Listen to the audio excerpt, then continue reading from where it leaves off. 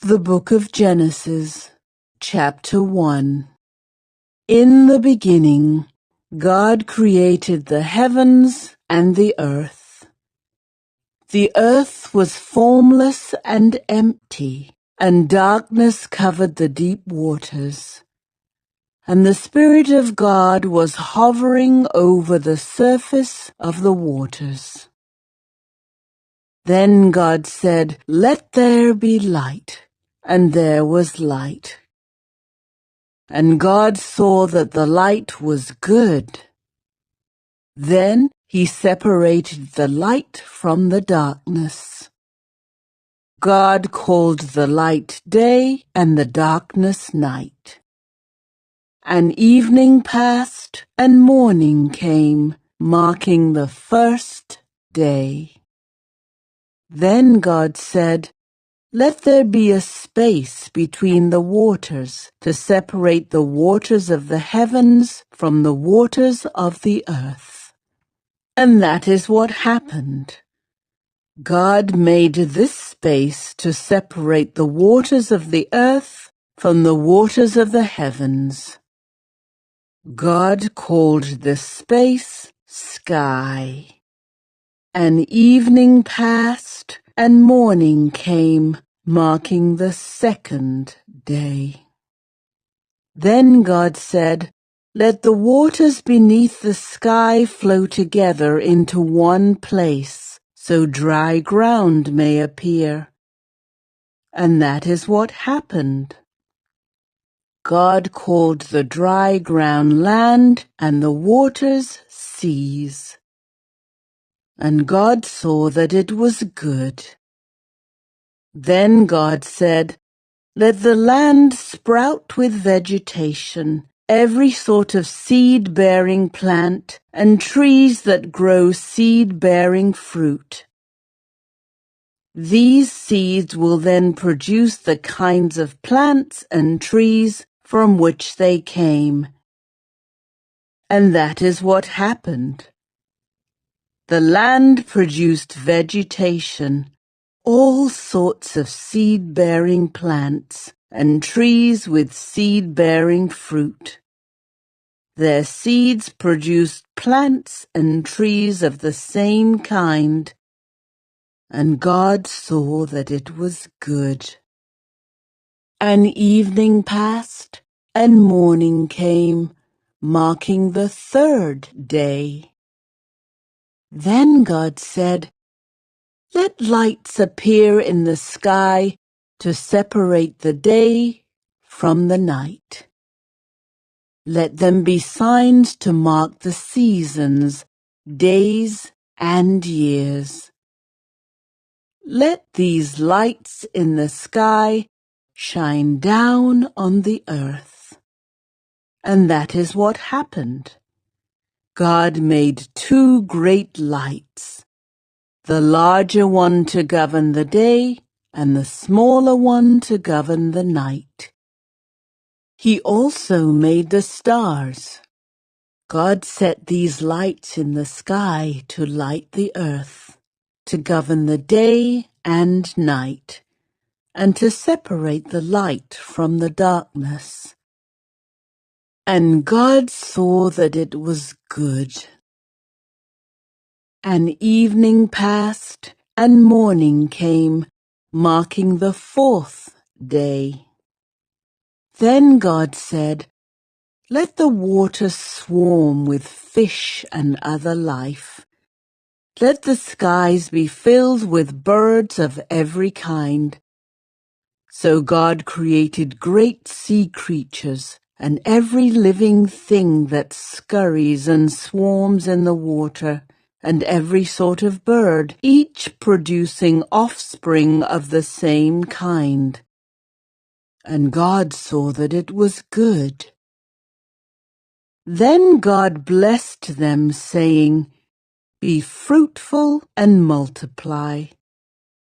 Let the fish fill the seas, and let the birds multiply on the earth."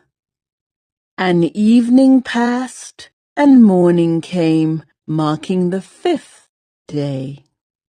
Then God said, Let the earth produce every sort of animal, each producing offspring of the same kind, livestock, small animals that scurry along the ground, and wild animals. And that is what happened. God made all sorts of wild animals, livestock, and small animals, each able to produce offspring of the same kind. And God saw that it was good. Then God said, "Let us make human beings in our image, to be like us. They will reign over the fish in the sea, the birds in the sky, the livestock, all the wild animals on the earth, and the small animals that scurry along the ground." So God created human beings in His own image. In the image of God He created them. Male and female He created them. Then God blessed them and said, "Be fruitful and multiply. Fill the earth and govern it. Reign over the fish in the sea, the birds in the sky, and all the animals that scurry along the ground." Then God said, "Look, I have given you every seed-bearing plant throughout the earth and all the fruit trees for your food. And I have given every green plant as food for all the wild animals, the birds in the sky, and the small animals that scurry along the ground, everything that has life." And that is what happened. Then God looked over all He had made, and He saw that it was very good. And evening passed, and morning came, marking the 6th day. Genesis chapter 2. So the creation of the heavens and the earth and everything in them was completed. On the 7th day, God had finished His work of creation, so He rested from all His work. And God blessed the 7th day and declared it holy, because it was the day when He rested from all His work of creation. This is the account of the creation of the heavens and the earth. When the Lord God made the earth and the heavens, neither wild plants nor grains were growing on the earth. For the Lord God had not yet sent rain to water the earth, and there were no people to cultivate the soil. Instead, springs came up from the ground and watered all the land. Then the Lord God formed the man from the dust of the ground. He breathed the breath of life into the man's nostrils, and the man became a living person. Then the Lord God planted a garden in Eden in the east, and there He placed the man He had made. The Lord God made all sorts of trees grow up from the ground, trees that were beautiful and that produced delicious fruit. In the middle of the garden He placed the tree of life and the tree of the knowledge of good and evil. A river flowed from the land of Eden, watering the garden and then dividing into 4 branches. The first branch, called the Pishon, flowed around the entire land of Havilah, where gold is found. The gold of that land is exceptionally pure. Aromatic resin and onyx stone are also found there. The second branch, called the Gihon, flowed around the entire land of Cush. The third branch, called the Tigris, flowed east of the land of Ashur. The fourth branch is called the Euphrates. The Lord God placed the man in the Garden of Eden to tend and watch over it.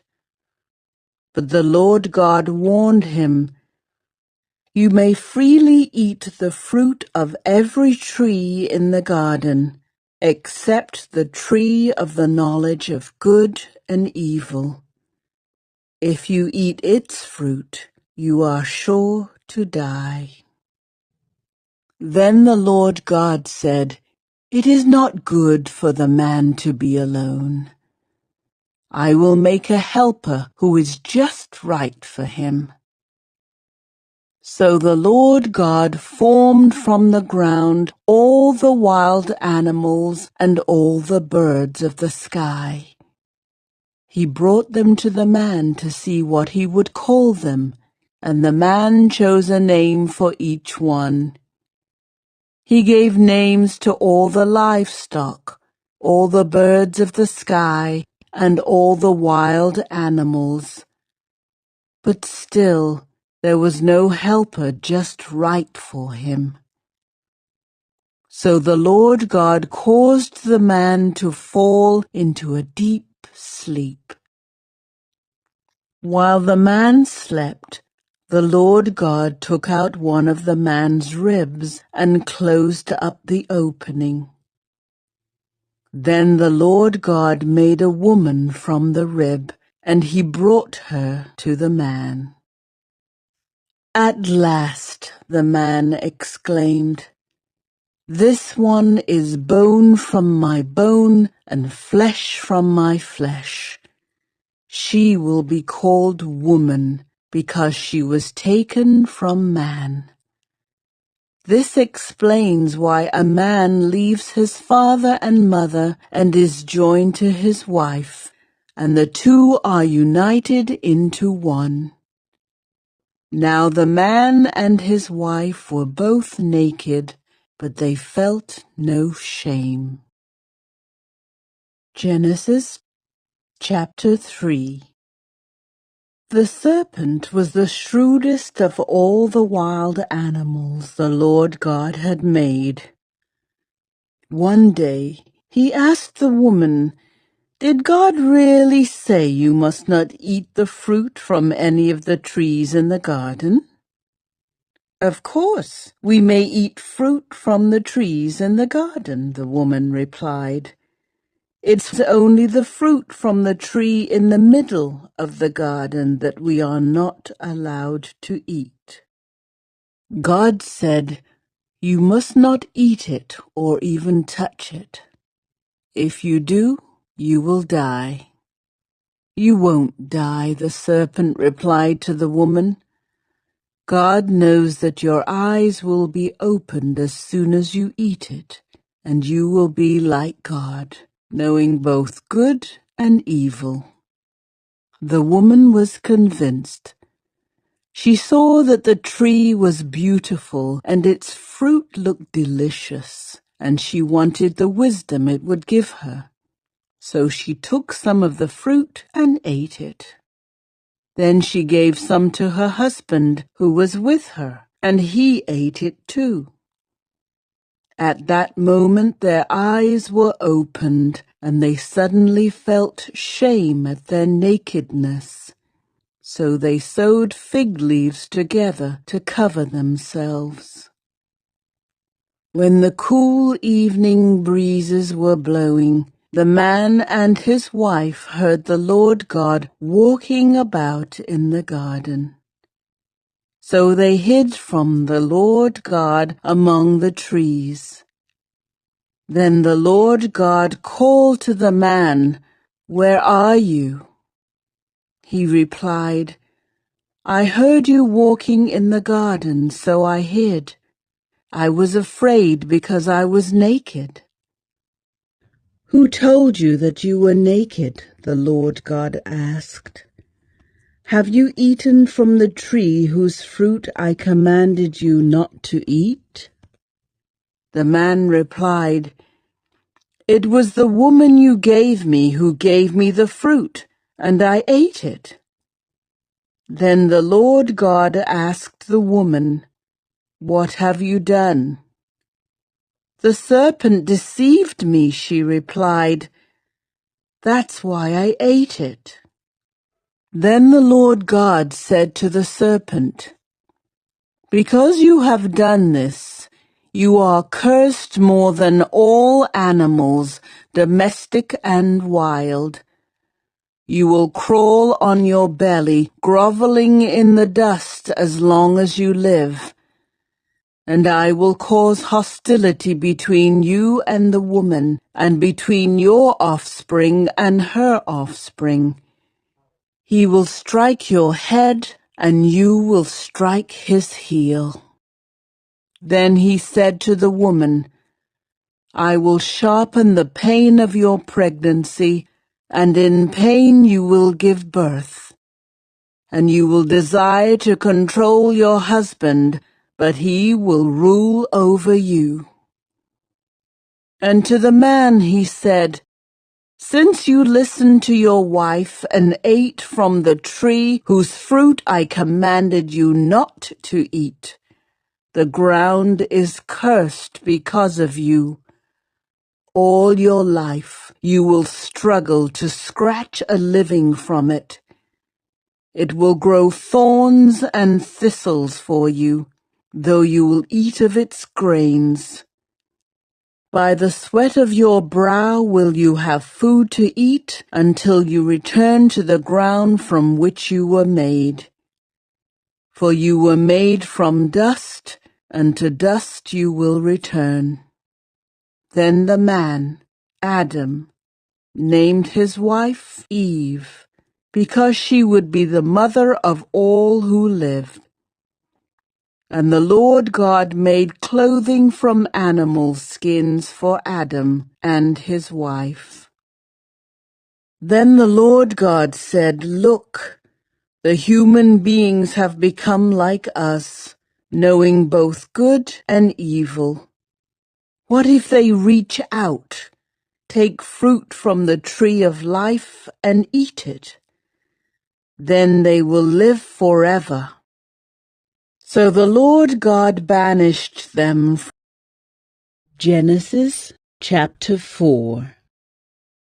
Now Adam had sexual relations with his wife Eve, and she became pregnant. When she gave birth to Cain, she said, "With the Lord's help, I have produced a man." Later she gave birth to his brother and named him Abel. When they grew up, Abel became a shepherd, while Cain cultivated the ground. When it was time for the harvest, Cain presented some of his crops as a gift to the Lord. Abel also brought a gift, the best portions of the firstborn lambs from his flock. The Lord accepted Abel and his gift, but he did not accept Cain and his gift. This made Cain very angry, and he looked dejected. "Why are you so angry?" the Lord asked Cain. "Why do you look so dejected? You will be accepted if you do what is right, but if you refuse to do what is right, then watch out. Sin is crouching at the door, eager to control you, but you must subdue it and be its master." One day Cain suggested to his brother, "Let's go out into the fields." And while they were in the field, Cain attacked his brother Abel and killed him. Afterward, the Lord asked Cain, "Where is your brother? Where is Abel?" "I don't know," Cain responded. "Am I my brother's guardian?" But the Lord said, "What have you done? Listen, your brother's blood cries out to me from the ground. Now you are cursed and banished from the ground which has swallowed your brother's blood. No longer will the ground yield good crops for you, no matter how hard you work. From now on, you will be a homeless wanderer on the earth." Cain replied to the Lord, "My punishment is too great for me to bear. You have banished me from the land and from your presence. You have made me a homeless wanderer. Anyone who finds me will kill me." The Lord replied, "No, for I will give a sevenfold punishment to anyone who kills you." Then the Lord put a mark on Cain to warn anyone who might try to kill him. So Cain left the Lord's presence and settled in the land of Nod, east of Eden. Cain had sexual relations with his wife, and she became pregnant and gave birth to Enoch. Then Cain founded a city, which he named Enoch, after his son. Enoch had a son named Irad. Irad became the father of Mehujael. Mehujael became the father of Methushael. Methushael became the father of Lamech. Lamech married 2 women. The first was named Ada, and the second was Zillah. Ada gave birth to Jabal, who was the first of those who raise livestock and live in tents. His brother's name was Jubal, the first of all who play the harp and flute. Lamech's other wife, Zillah, gave birth to a son named Tubal-Cain. He became an expert in forging tools of bronze and iron. Tubal-Cain had a sister named Naamah. One day, Lamech said to his wives, "Ada and Zillah, hear my voice. Listen to me, you wives of Lamech. I have killed a man who attacked me, a young man who wounded me. If someone who kills Cain is punished 7 times, then the one who kills me will be punished 77 times." Adam had sexual relations with his wife again, and she gave birth to another son. She named him Seth, for she said, "God has granted me another son in place of Abel, whom Cain killed." When Seth grew up, he had a son and named him Enosh. At that time, people first began to worship the Lord by name. Genesis chapter 5. This is the written account of the descendants of Adam. When God created human beings, he made them to be like himself. He created them male and female, and he blessed them and called them human. When Adam was 130 years old, he became the father of a son who was just like him, in his very image. He named his son Seth. After the birth of Seth, Adam lived another 800 years, and he had other sons and daughters.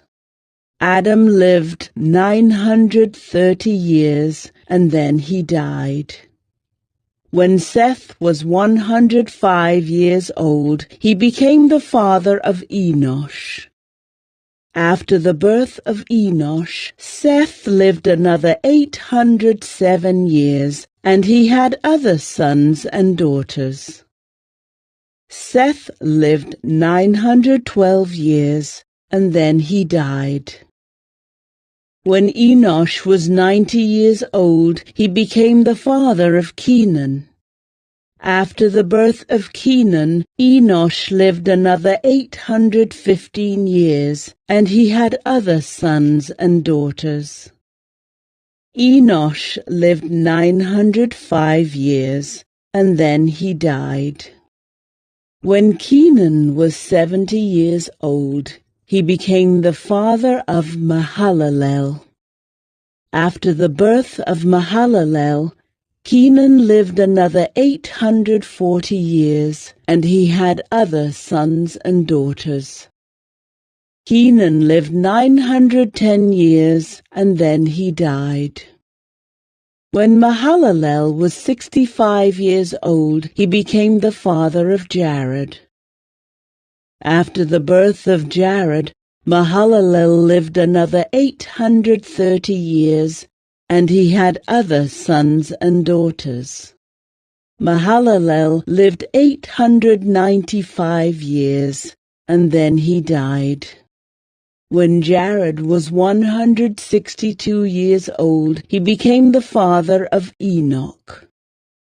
After the birth of Enoch, Jared lived another 800 years, and he had other sons and daughters. Jared lived 962 years, and then he died. When Enoch was 65 years old, he became the father of Methuselah. After the birth of Methuselah, Enoch lived in close fellowship with God for another 300 years, and he had other sons and daughters. Enoch lived 365 years, walking in close fellowship with God. Then one day he disappeared, because God took him. When Methuselah was 187 years old, he became the father of Lamech. After the birth of Lamech, Methuselah lived another 782 years, and he had other sons and daughters. Methuselah lived 969 years, and then he died. When Lamech was 182 years old, he became the father of a son. Lamech named his son Noah, for he said, "May he bring us relief from our work and the painful labor of farming this ground that the Lord has cursed." After the birth of Noah, Lamech lived another 595 years, and he had other sons and daughters. Lamech lived 777 years, and then he died. After Noah was 500 years old, he became the father of Shem, Ham, and Japheth.